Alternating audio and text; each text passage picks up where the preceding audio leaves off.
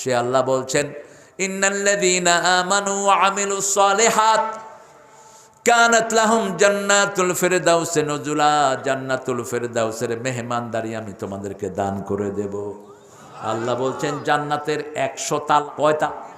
100 তালা, তার সবচেয়ে উপরের তালার নাম ফেরদাউস। ফেরদাউসের উপরেই হলো আল্লাহর আরশ। আল্লাহর হাবিবকে আল্লাহ শিখিয়ে দিচ্ছেন তুমি যদি জান্নাত চাও আমার কাছে ফেরদাউস চাও, সবচেয়ে ভালোটা চাও। সবচেয়ে ভালোটা দেওয়ার জন্য তৈরি হয়ে আছেন কে? জান্নাত কি রকম?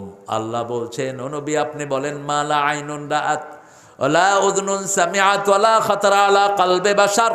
কোন চোখ ওই সৌন্দর্য দেখে নেই, কোন মন কখনো কল্পনাও করতে পারে নাই, কোন কান কোনোদিন এত সুন্দর বর্ণনা শুনে নেই।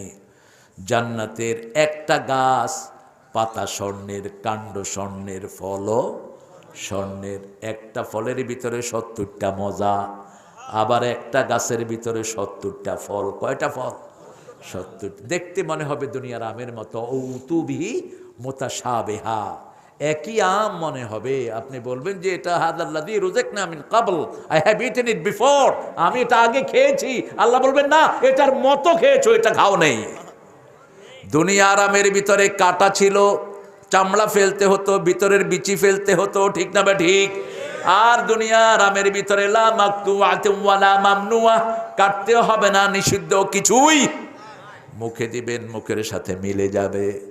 আল্লাহ বলছেন দুনিয়াতে আমার কথা একটু কষ্ট করে বানো, মৃত্যুর পরে আমি আল্লাহ তোমার মনের সব কথা পূরণ করে দেব। মুখে বলতে হবে না। মা তাশতাহি আনফুসুকুম, মন যা চাইবে চোখ খুলে দেখবা সেটা সামনে হাজির। মন চাইবে ভুনা পাখির গোস্ত খেতে, আল্লাহ বলছেন পাখি ভুনা করে তোমার জিহ্বার সামনে দিয়ে দেব, চাবাইতেও হবে না।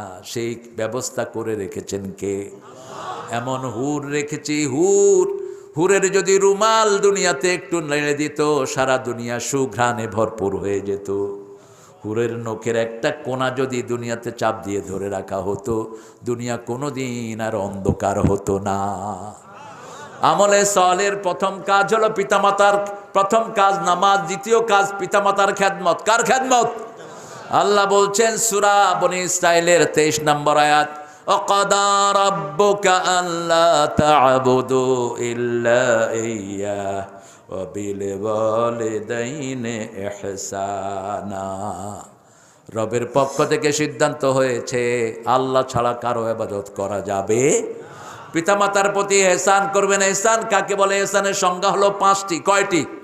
প্রথম, বৃদ্ধাশ্রমে পাঠানো যাবে, লা তাকুল লাহুমা উফ, উফ বলা যাবে, উফের জায়গায় নেওয়া যাবে না। ওয়ালা তানহারহুমা, মাথা ঝিড়কি দিয়ে কথা বলা যাবে। চতুর্থ নাম্বার, কুল লাহুমা কাওলান কারীমা, নরম কথা বলো, সম্মানজনক কথা বলো, ডিগনিফাইড কথা বলো, প্রেস্টিজিয়াস কথা বলো। পঞ্চম নম্বরে অখফিজ লাহুমা জানাহাজ যুল্লি মিনার রাহমা, পিতামাতার জন্য রহমতের 2টি ডানা বিছিয়ে দাও। ষষ্ঠ নম্বরে দোয়া করো রব্বির হামহুমা,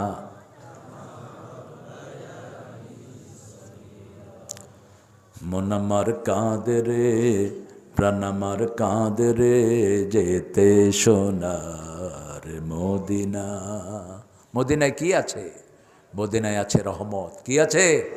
রহমত আছে, মেয়েদের সম্মান আছে।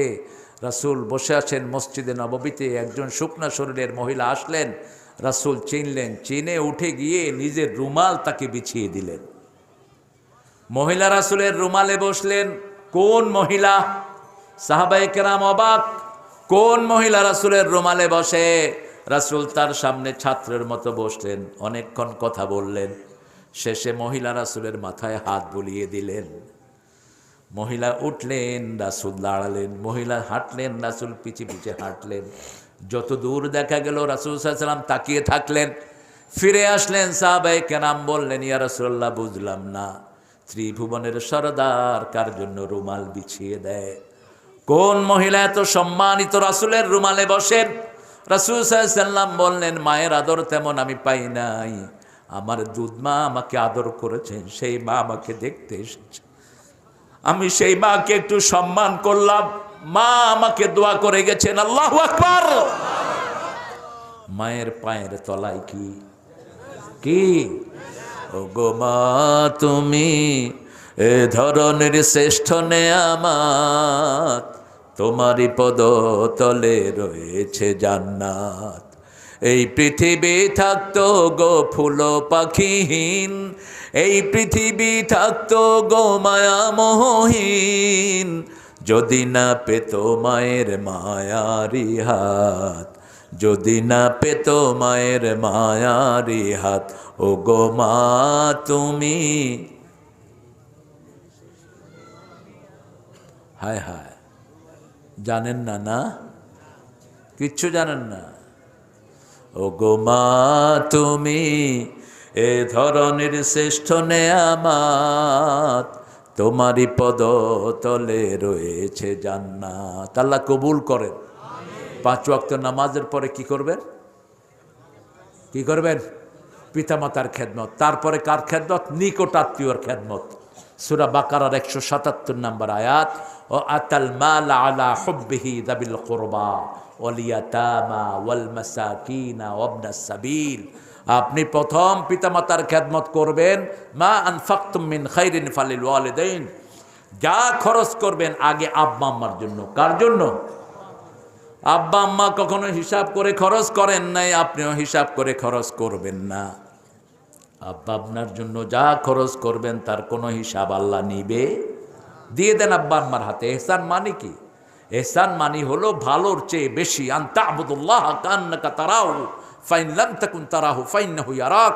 এহসানের অর্থ হলো আল্লাহর ইবাদত করা। আপনি আল্লাহকে দেখছেন, আপনি না দেখলেও আপনাকে সবসময় দেখছেন কে? এহসান কি? এহসান হলো পিতাকে 2টা লুঙ্গি দিলে ভালো, আর 4টা লুঙ্গি হলো এহসান। 10,000 টাকা দিলে পিতা চলতে পারে, 20,000 টাকা দেয়া হলো এহসান। 20,000 দেয়া কি? এহসান। তাহলে নিজের কিছু আত্মীয় স্বজন আসলে তাদেরকে কিছু দিতে পারে। মার কাছে 20,000 টাকা রাখলেন, মা চললো, কিন্তু যদি 50,000 দেন খালাকে দিবে, প্রতিবেশীকে দিবে। ঠিক না বেঠি? এটা হলো এহসান। এটা কি? এহসান। আর এখন দেখেছি একবার ওই যে ফেসবুকে আমার এক জায়গাতে দেখলাম, মাকে কোলে করে নিয়ে নদীতে ফেলে দিয়েছে। 70 বছরের মা বিছনা নষ্ট করেছে কেন? মাকে কোলে করে নিয়ে নদীতে ফেলে দিয়েছে। একটু চিন্তা করলেন না? এই মা তো সারা জীবন শুকনা কাপড় দিয়ে তোকে ভিজা কাপড় থেকে রক্ষা করেছে। এই মা তো শীতের সিজনে তুই মায়ের বুক ভিজিয়ে দিয়েছিস। মা শুকনা কাপড়টা তোর পিঠের নিচে দিয়ে নিজে ভিজা পেশাবের উপর শুয়েছিল এই মা। সেজন্য আল্লাহ দোয়া শিখিয়েছেন, রাব্বির হামহুমা কামা রাব্বায়ানি। যে কোনো মুরব্বীকে শ্রদ্ধা করেন, বরকত দান করবেন কে? অন্য ধর্মের কোনো মহিলাকে পেয়েছেন, বৃদ্ধ কোনো বাবাকে পেয়েছেন, তার খেদমত করেন, আপনাকে সওয়াব দান করবেন কে? ফাইনালি আল্লাহ বলছেন আমলে সালেহ কি? শুনো, এই সূরা কাহফের শেষ আয়াত, মান কানা ইয়ারজু লিকা রাব্বিহি ফালিয়া'মাল আমালান সালিহা ওয়ালা ইউশরিক বিইবাদাতি রাব্বিহি আহাদা। তোমাদের যারা আল্লাহর সাথে সাক্ষাৎ করতে চাও তারা যেন ভালো আমল করে। ভালো আমল হলো আমলের ভিতরে শিরক থাকতে পারবে। আমল করতে হবে কার জন্য? আরো চিৎকার করে বলেন। ভাইরাল হওয়ার জন্য কিছু করবেন না, মানুষকে দেখানোর জন্য করবেন না। ছোট শিরক। এটা কি শিরক? ছোট শিরক। মসজিদে নামাজ পড়বো আর ঘরে নামাজ পড়বো লম্বা। মসজিদে যদি 10 মিনিট থাকি, ঘরের নামাজে থাকবে 20 মিনিট।